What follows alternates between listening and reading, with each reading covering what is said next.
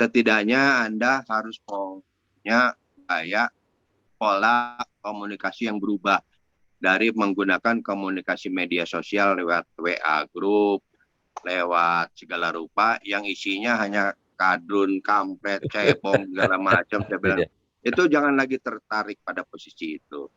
Lakukanlah WA-WA yang produktif, yang kolaboratif, yang juga memberikan ruang satu sama lain, sehingga saya selalu menggagas pemikiran-pemikiran itu dengan buku saya ini, Pak Bambang, dengan prinsip hidup sukses 5 jari.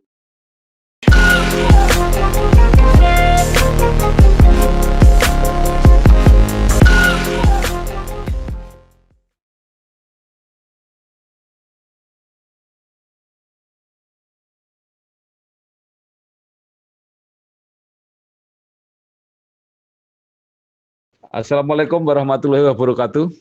Waalaikumsalam warahmatullahi wabarakatuh. Bersama saya Bambang Sadono di channel Inspirasi untuk Bangsa. Mudah-mudahan kita bisa berdialog di channel ini secara jernih, berimbang, dan arif. Kami sedang mempersiapkan beberapa video untuk mengisi bulan Ramadan ini, yang kami beri judul programnya adalah Safari Virtual Ramadan. Karena keterbatasan untuk jalan-jalan langsung, maka kita mencoba menjelajah bersafari secara virtual. Saya sudah bersama seorang tokoh anggota DPR RI Komisi 11, yaitu Pak Agun Gunanjar Sudarsa. Ya, orang yang sudah begitu lama menjadi anggota DPR, mungkin sudah kelima kali sekarang ini. Apa kabar Pak Agun? Kabar baik Pak Bambang. Gimana sebaliknya Pak Bambang? Iya, sehat-sehat Agun. Nah, ini mau cerita-cerita ini bulan Ramadan ini kegiatannya Pak Agun apa? Zaman dulu itu setiap bulan Ramadan ada safari. Pada waktu itu ketika ketua Golkarnya Pak Harmoko ada safari Ramadan. Tapi setelah itu kok tidak ada Pak Agun ya? Kenapa kira-kira? Ya, saya sendiri memaknai kegiatan safari Ramadan itu sebetulnya sebuah momentum yang cukup baik kalau kita memposisikan bahwa politik itu juga adalah ibadah buat saya. Jadi sesungguhnya buat saya, ketika sudah cukup banyak waktu yang berlangsung selama ini, Golkar jarang melakukan safari Ramadan secara pusat gitu Pak Bambangnya. Tapi saya masih melihat di bawah itu kegiatan-kegiatan safari Ramadan yang dilakukan oleh kader-kader partai Golkar di level bawah itu masih berjalan. Termasuk saya sendiri juga terus melakukan itu Pak Bambang. Ya. Nah, kegiatannya apa Pak Gun? Kalau kami tentunya kalau terkait dengan selama Ramadan berada di domisili, saya di Bogor, itu memang sudah rutin Pak Bambang, tanpa harus memasuki bulan Ramadan pun di Rumah Cuklik ini setiap hari Selasa, malam Rabu ya, kami itu selalu mengadakan kegiatan pengajian untuk warga. Dan di luar itu pun kami tidak menunggu bulan Ramadan, ya, karena terkait kehidupan itu tidak lain kita harus menyesuaikan dengan ideologi bangsa kita Pancasila, di mana sila pertama itu ketuhanan yang Maha Esa, yang dijamin setiap penduduk untuk menjalankan syariatnya sebagaimana di pasal 29. Anak-anak Oyag itu setiap harinya itu setelah sholat asar itu mereka belajar mengaji Pak. Jadi ada guru mengaji yang memang juga warga, mantan kepala sekolah begitu ya, bisa mengajar ngaji. Mereka belajar mengaji di tempat kami di Rumah Cuklik, dan setelah itu mereka juga melaksanakan sholat maghrib berjamaah sampai dengan sholat isya berjamaah, baru pada kembali pulang ke rumahnya masing-masing. Jadi kalau tadi agak terganggu, kami makan malam bersama itu setelah mereka selesai melaksanakan sholat isya berjamaah. Itu di kediaman kami Pak Bambang di Rumah Ya. Cuktik. Artinya bahwa memang kegiatan Ramadan ini sudah pasti kami lakukan sebagai kegiatan rutin, di mana acara buka puasa bersama, paling tidak juga mengadakan salat taraweh bersama, itu rutin kami lakukan di Rumah Cuktik. Dan terkait dengan di Dapil, Ya. kami juga sudah komunikasi dengan pimpinan partai di Dapil saya, itu sudah diagendakan secara berkeliling begitu, mengadakan acara paling tidak buka puasa dan sholat taraweh bersama di Dapil. Kira-kira itu Pak Bambang yang akan kami lakukan. Ya. Nah, biasanya kan itu juga sambil apa silaturahmi, sambil komunikasi, mungkin ada program-program yang dikoordinasikan, artinya benar-benar memanfaatkan waktu untuk apa, untuk komunikasi gitu Pak Agun. Ya, buat kami karena program-program itu sudah berjalan dengan prinsip tiada hari tanpa aktivitas Pak Bambang. Jadi kalau kami mengutarakan itu sesungguhnya yang sudah berjalan selama ini itu otomatis hanya memang terkait dengan kegiatan Ramadan, mungkin kegiatannya yang kami sesuaikan. Ya. Jadi kegiatan Ramadan itu lebih pada posisi mungkin mengunjungi di waktu menjelang buka itu, kita berkunjung terlebih dahulu ke pondok-pondok pesantren atau ke rumah-rumah yatim piatu, rumah-rumah orang-orang jompo yang memang membutuhkan uluran tangan kita untuk berbagi kebahagiaan di bulan Ramadan. Itu biasanya kegiatannya saja yang kita rubah.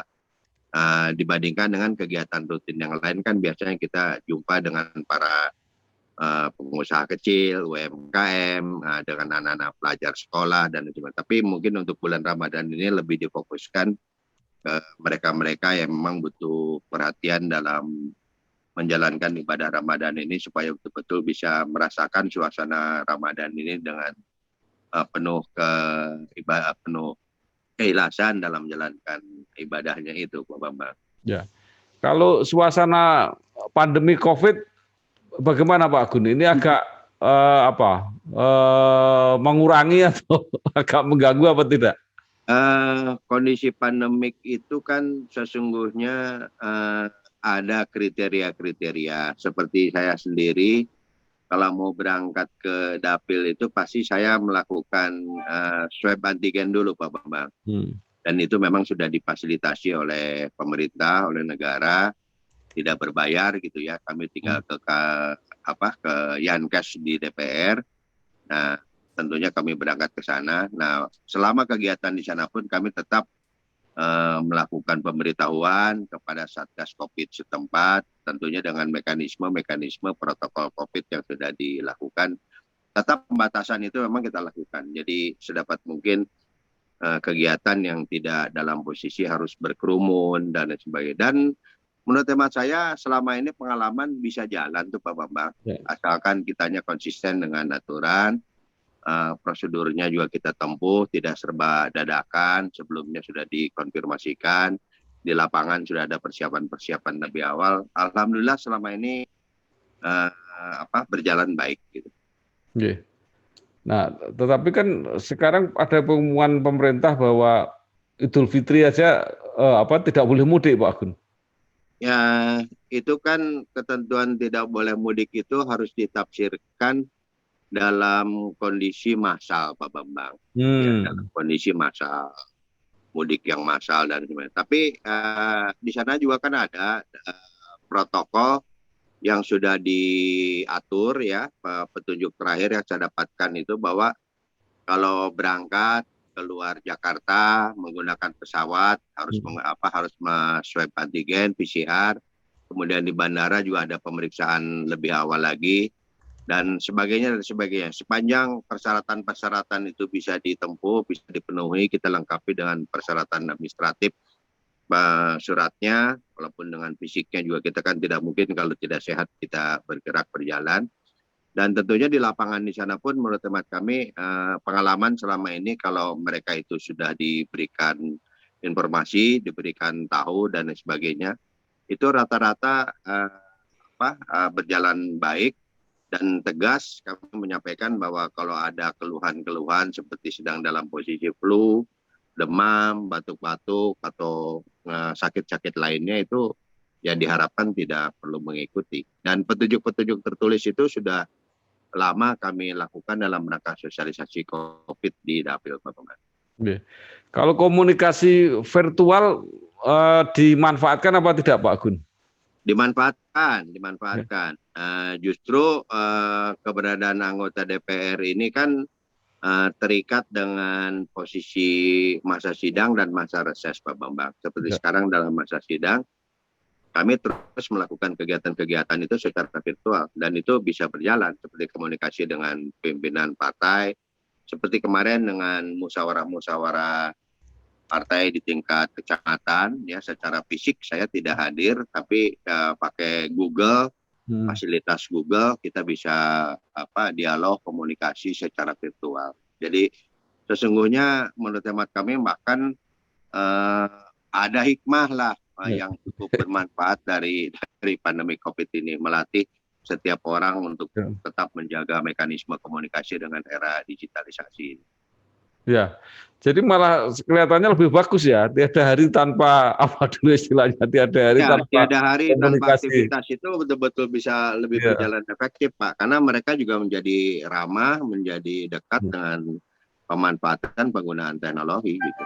Ya, bahkan bisa memanfaatkan waktu, misalnya tidak bisa siang, bisa malam hari gitu ya, malah.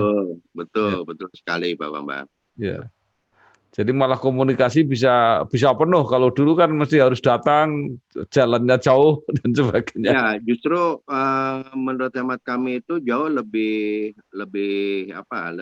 efisien ya dibandingkan dengan harus selalu dengan hadir fisik kan, pembiayaan transportasi ke lokasi juga itu tidak kecil. Tapi yang terpenting kan pesan message-nya itu yang bisa disampaikan, dan melalui komunikasi daring ini menurut hemat kami jauh lebih efisien, toh juga pencapaiannya jauh akan lebih maksimal. Sehingga memang ini sebuah perubahan, sebuah peradaban gitu Pak Bambang, yang ke depan pun pola-pola gaya komunikasi ya, edukasi, literasi itu harus sudah dengan gaya-gaya model pemanfaatan teknologi ini. Iya, memang komunikasi ini tidak terbayangkan. Kalau tidak ada fasilitas ini, saya nggak bisa ngobrol dengan Pak Abdul sebenarnya. Betul. Nah, hanya yang diharapkan ke depan itu kan selalu kepada anak-anak muda, kami menyampaikan seperti era ke depan ini, bahwa Anda nih kaum milenial yang usianya 20, 30, 30, 40, ya katakanlah sudah generasi YZ gitu kan, itu betul-betul harus bisa menangkap, melihat perubahan-perubahan yang terjadi.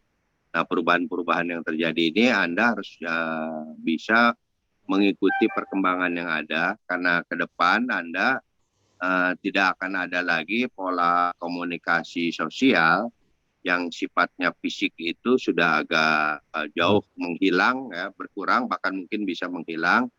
Salah satunya diantaranya seperti transaksi keuangan sebagai instrumen utama uang dalam rangka proses memenuhi supply demand kita, kehidupan kita, ya, aktivitas kita. Saya sampaikan kepada mereka salah satunya, Anda kalau ke Jakarta itu ya mau naik kereta, mau naik Grab, mau belanja barang, mau sampai beli makanan pun semua itu sudah harus serba digital. Kita ada yang namanya KRIS kan, quick response, yang menggunakan barcode dan sebagainya. Nah, itu Anda harus sudah mulai berpikir ke sana, penguasaan teknologi harus bisa Anda lakukan. Sehingga di dapil saya pun saya mencoba melakukan gerakan-gerakan Pak Bambang, termasuk di Rumah Cuplik gitu ya, itu menghadirkan jajaran perbankan untuk hadir memberikan literasi, edukasi keuangan, digitalisasi, yang mempersyaratkan untuk itu semua ya warga negara harus punya nomor rekening. Nah, sehingga dengan nomor rekening itu Anda mau tidak mau, untuk mendapatkan nomor rekening Anda harus punya KTP, Anda harus punya KK. Dengan dasar itu Anda bisa dari sana saja bisa saya dapatkan memang banyak sekali warga yang secara administratif kependudukan, banyak yang ketika dihadirkan di rumah cuklik mereka harus punya rekening dan dilengkapi dengan ATM-nya dari Simpedes gitu. Baru didapatkan juga data ternyata banyak sekali warga yang sampai punya anak 2 saja itu surat nikah nggak ada, kakak nggak ada. Jadi nggak gimana mereka mau mendapatkan fasilitas dari negara, dari pemerintah dalam bentuk PKH, dalam bentuk PPNT, terdaftar di desa saja tidak. Nah, kondisi-kondisi ini yang juga kami sampaikan kepada anak-anak muda bahwa hidup itu bahagia itu tidak harus selalu jadi pejabat, saya bilang tidak harus jadi anggota dewan, jadi bupati, tapi jadilah manusia merdeka. Nah, manusia merdeka itu ketika Anda bisa menangkap, melihat peluang untuk memanfaatkan perkembangan-perkembangan yang ada. Karena semuanya sudah serba terbatas. Tanah, saya bilang itu dulu, masih bisa nanam dimanapun suka-suka gitu kan, nggak ada yang punyanya. Sekarang itu tanah sudah bersertifikat di mana-mana. Toko-toko juga udah ada sertifikat segala macam. Anda mau buka toko gimana gitu, udah nggak ada tempatnya. Makanya kehadiran teknologi ini sebagai sebuah peradaban adalah solusi mengantisipasi perkembangan zaman yang ada. Anda tidak perlu beli ruko, Anda tidak perlu sewa tanah, rumah, Anda bisa buka toko lewat online dan sebagainya. Jadi didorong anak-anak muda itu untuk bisa sedapat mungkin, kalau hari ini mungkin kita masih banyak memanfaatkan teknologi produk-produk dari luar, cobalah Anda mencoba inisiatif kreatif, tidak hanya sekedar memanfaatkan tapi membuat uh, startup ya, membuat aplikasi-aplikasi sendiri, jejaring sendiri, komunitas sendiri yang satu sama lain saling berkomunikasi. Setidaknya Anda harus punya kayak pola komunikasi yang berubah dari menggunakan komunikasi media sosial lewat WA group, lewat segala rupa yang isinya hanya kadrun, kampret, cebong, segala macam. Saya bilang, itu jangan lagi tertarik pada posisi itu. Lakukanlah WA-WA yang produktif, yang kolaboratif, yang juga memberikan ruang satu sama lain, sehingga saya selalu menggagas pemikiran-pemikiran itu dengan buku saya ini, Pak Bambang, dengan prinsip hidup sukses 5 jari. Jadi saya bilang, ke anak-anak muda itu Anda harus yakin bahwa Anda itu adalah manusia, ada sang pencipta. Tidak boleh sombong, Anda nggak ada apa-apanya. Globalisasi yang terjadi hari ini juga jangan dibilang karya manusia hebat. Itu kehendak Gusti Allah, yang memang Allah itu menjanjikan kebahagiaan kepada para umatnya. Nah, bagaimana Anda bisa bahagia terlahir dalam kondisi yang hari ini tanahnya udah susah nyarinya. Membuka toko di mana mahal segala macam. Jadi globalisasi menjadi sebuah satu sistem dengan 4.0-nya, nanti 5.0-nya. Itu sebetulnya itu kehendak Allah dan itu ciptaan Allah walaupun lewat manusia. Kenapa? Manusia diberikan alam pikirannya untuk merubah segala nasibnya. Jadi artinya itu adalah janji Allah pada saudara untuk saudara juga bahagia dengan cara globalisasi. Nah, kalau tanpa ada globalisasi, tanpa ada sistem dunia yang menyatu, tidak ada teknologi digitalisasi, Anda mau buka warung di mana, warungnya sudah nggak ada semua, tanah mahal, ruko-ruko udah serba mahal. Nah, itu yang saya sampaikan, Anda jangan sombong. Nah, yang kedua, Anda juga harus paham bahwa Anda tuh hidup tidak sendirian. Anda hidup dengan alam, hargai, hormati, manfaatkan alam. Anda hidup bersama-sama dengan manusia lain. Berikan penghargaan, penghormatan, pengakuan, peran kepada yang berbeda itu. Anda harus sabar, soleh mendengar, mengikuti, memahami. Nah, setelah itu Anda dalam melakukan aktivitas jangan dikerjakan sendiri, mengajak. Itu namanya kolaborasi. Nah, akan sukses kalau apa yang Anda pikirkan dalam benak pikiran Anda itu berkesesuaian dengan tangan Anda melakukan langkah kebijakan, kaki Anda berjalan antara ucapan dan perbuatan. Itu namanya konsistensi. Jadi anak-anak muda itu didorong kepada mereka supaya tidak angkuh, tidak merasa paling hebat, harus juga mau menghargai yang perbedaan dan mengajak orang lain untuk bersama mencapai tujuan. Sehingga dengan pemikiran itu Anda akan bersinergi nanti kalau Anda ahli pertanian. Nggak bisa jalan sendiri, Anda harus bicara juga dengan ahli pemasarannya, gimana produksi, gimana pemasaran dan sebagainya. Nah, itu yang kami mintakan Anda Tidak usahlah harus selalu jadi pejabat, jadi anggota dewan. Cari lingkungan-lingkungan seperti itu, dialog, komunikasikan dalam WA group, itu akan produktif. Ya. Dan itu uang akan datang dengan sendirinya. Ya, Pak Gun. Jadi sekarang politisi juga harus belajar ya komunikasi virtual itu. Ya, mau tidak mau, Pak. Jadi seperti image kan, bagaimana hari ini yang akan datang itu akan kalah bentuk-bentuk pengerahan massa seperti yang beribu-ribu orang di gedung stadion apa segala macam gitu, itu nggak akan bisa lagi dalam detik waktu yang sama lewat virtual itu. Pakai Zoom meeting aja sekarang bisa ngumpulkan dalam satu event itu bisa ribuan orang bisa dilakukan. Iya. Pak Agun, kalau di Jawa Barat pada umumnya, misal khususnya dapilnya Pak Agun, itu hambatan sinyal sudah nggak ada? Wah, ini problem Bapak Mbak. Ini Ya. problem. Negara ini, aduh. Sejujurnya jangankan di dapil saya. Di rumah cuklik Pak Bambang. Ya. Ya. Rumah cuklik ini kan anak-anak Oyag selama pandemik ini kan belajar di rumah. Itu ya jujur saja, mereka bagaimana mau belajar dari rumah kalau sinyalnya itu nggak bagus. Bogor loh, Bogor Ya. tuh dekat sekali dengan Jakarta ya. Saya dengan kapasitas saya sebagai anggota dewan yang alhamdulillah mendapatkan pendanaan yang relatif mencukupi, memadai, saya siapkan ini wifi di Cuklik, sehingga selingkungan kami itu ya bukan hanya warga Cuklik yang bisa memanfaatkan, lingkungan pun bisa memanfaatkan. Jadi tempat kami ini jadi alamat COD sekarang Pak Bambang.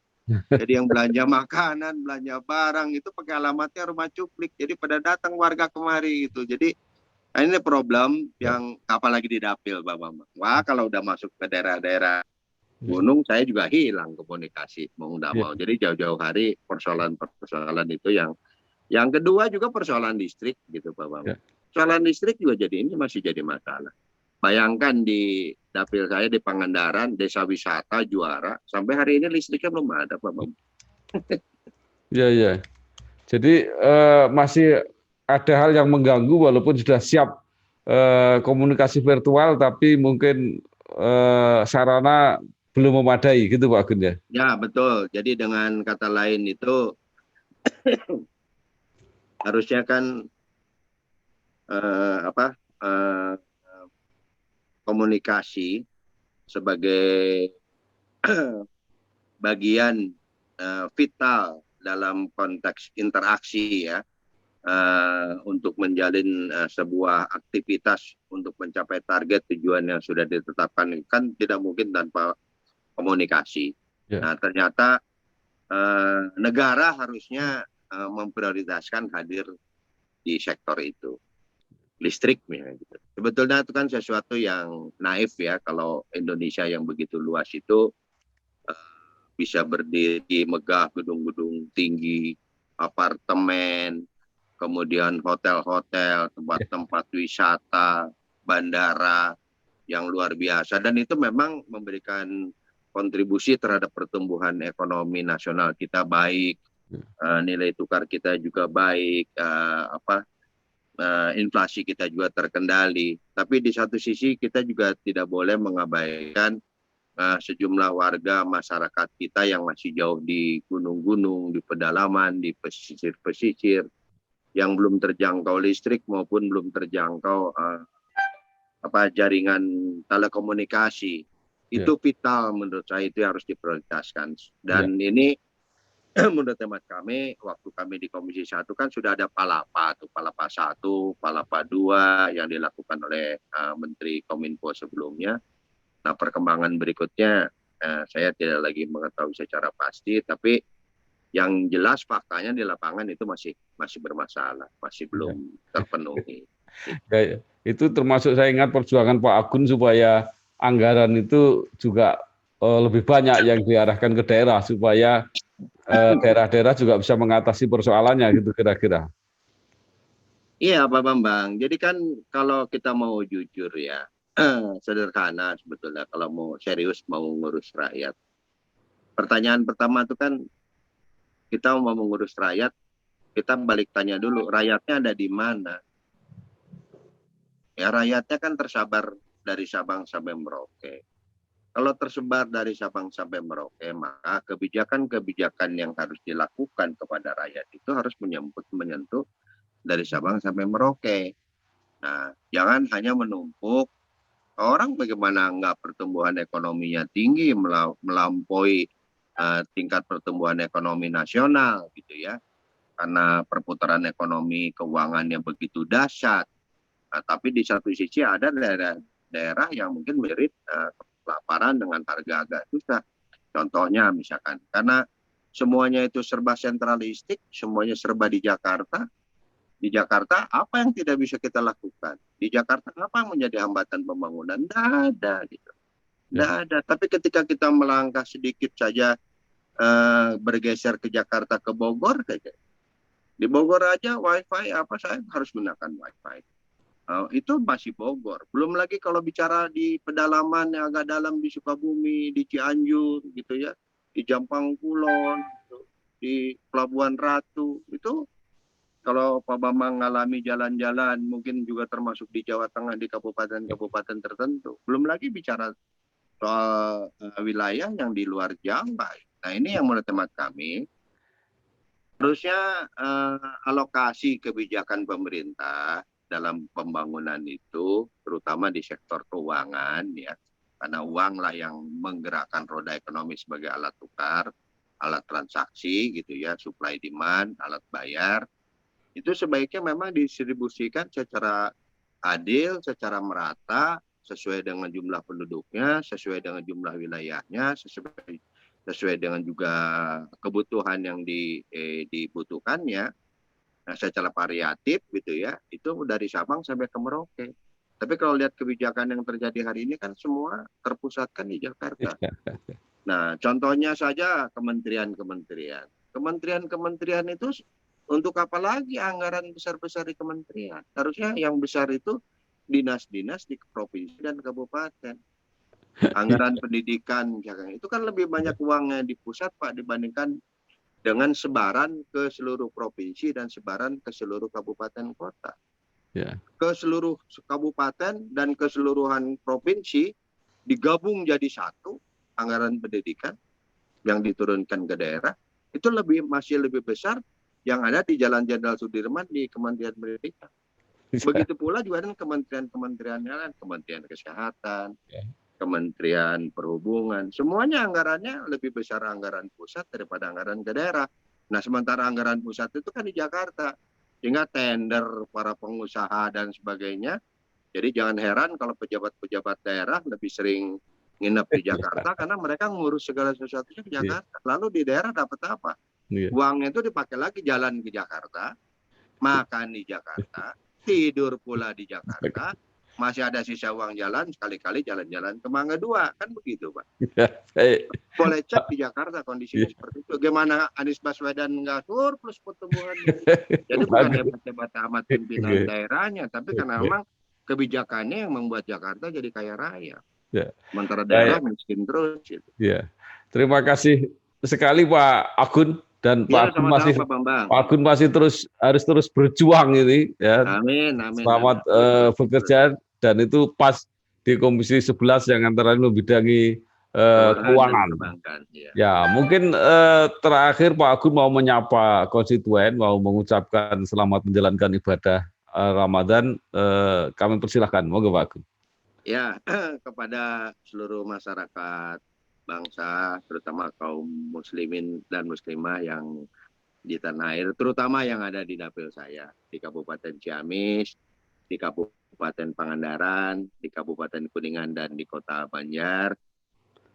Mari kita sama-sama kuatkan, tekadkan niat kita untuk melaksanakan ibadah saum ya di bulan Ramadan 1442 Hijriah ini. Mudah-mudahan niat ikhtiar kita untuk menjalankan puasa di bulan Ramadan ini betul-betul dengan ikhlas kita laksanakan sebagai ibadah untuk meraih kesempurnaannya. Dan tentunya juga kami menyampaikan permohonan maaf dalam memasuki bulan Ramadan ini untuk dapat diampuni, dimaafkan apabila ada hal-hal yang dirasakan mungkin kurang cocok atau kurang mudah Bapak sekalian. Mudah-mudahan di bulan Ramadan ini memberikan berkah kepada kita semua untuk menyadarkan bahwa kita adalah sebagai insan yang percaya dan takwa pada Allah Subhanahu wa taala, bahwa kita bukan siapa-siapa, kita hanya manusia yang semuanya ada dalam kehendak tangannya. Hari ini dan esok apakah kita masih ada, kita tidak tahu. Oleh karena itu saya juga memanfaatkan Ramadan ini, mari kita sama-sama kita pergunakan untuk mewujudkan mimpi kita menjadi bahagia, menjadi orang yang merdeka, karena bahagia itu merdeka. Karena manusia merdeka itulah yang pada akhirnya akan mempertanggungjawabkan menuju husnul khotimah. Saya kira demikian Pak Omar. Assalamualaikum warahmatullahi wabarakatuh. Terima kasih Pak Agun Gunanjar Sudarja, anggota Komisi 11 DPR RI yang sudah bergabung dalam program Inspirasi untuk Bangsa yang kami beri judul Safari Virtual Ramadan. Sekali lagi terima kasih. Wassalamualaikum warahmatullahi wabarakatuh. Waalaikumsalam warahmatullahi wabarakatuh.